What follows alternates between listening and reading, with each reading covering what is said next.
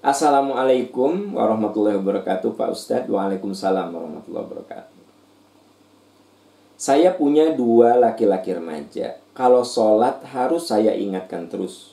Kadang udah saya suruh pun dia tetap nggak sholat. Apakah saya berdosa karena tidak bisa mendidik anak? Maklum saya single parent. Jadi anak kurang takut akan perintah saya. Mohon sarannya.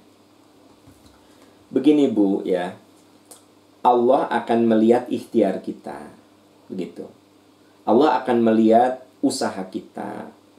Innila udhi'u amala amili minkum min dzakarin aw untha ba'dukum min ba'd.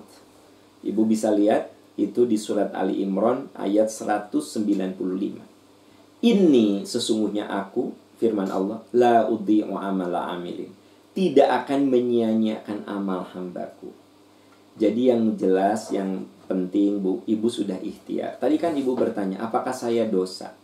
Ya tentu saja ibu kan sudah ikhtiar, ibu sudah berjuang, begitu.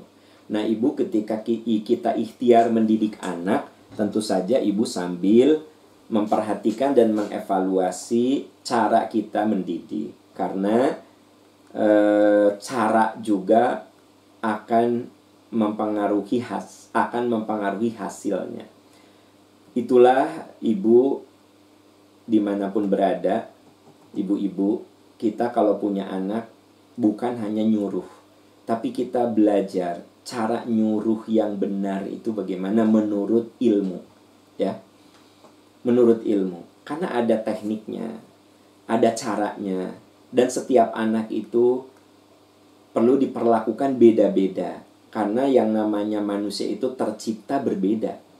Saya punya 3 anak, nggak ada yang sama. Karakternya, sifatnya, hobinya, nggak ada yang sama. Kebayang nggak sama Anda? Ya, kalau Anda punya anak 10, nggak ada yang sama. Punya anak 2 saja nggak ada yang sama. Berarti cara kita mendidik anak itu unik. Setiap anak perlu diperlakukan secara berbeda. Nah, ini semua harus dengan belajar. Gitu. Nah, oleh sebab itu ibu single parents, maka ibu akan mendapatkan pahala berlipat-lipat, 2 kali lipat. Karena bagian yang harus dilakukan oleh suami, ibu ambil alih. Berarti sungguh ibu punya amalan yang luar biasa. Jadi bagi Anda yang posisinya sebagai single parents, percayalah Anda mendapatkan 2 kali lipat pahala dibanding orang-orang yang normal, ya.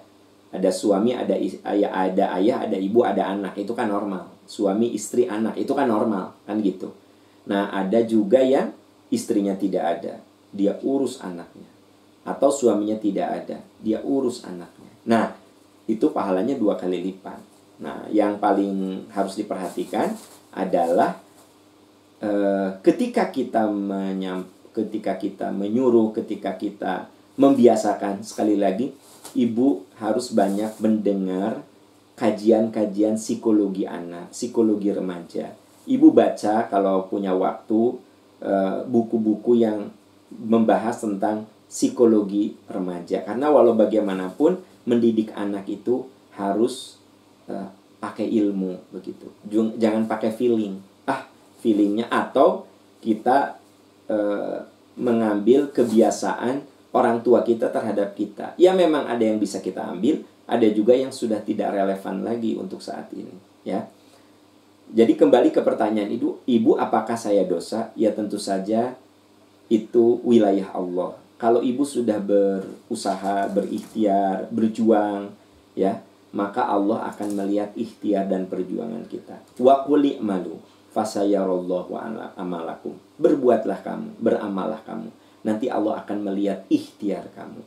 Urusan hasil atau tidak, itu bukan wilayah kita. Fa idza azamta fatawakkal 'ala Allah. Sok kamu tawakal kepada Allah. Gantungkan cita-citamu setinggi mungkin.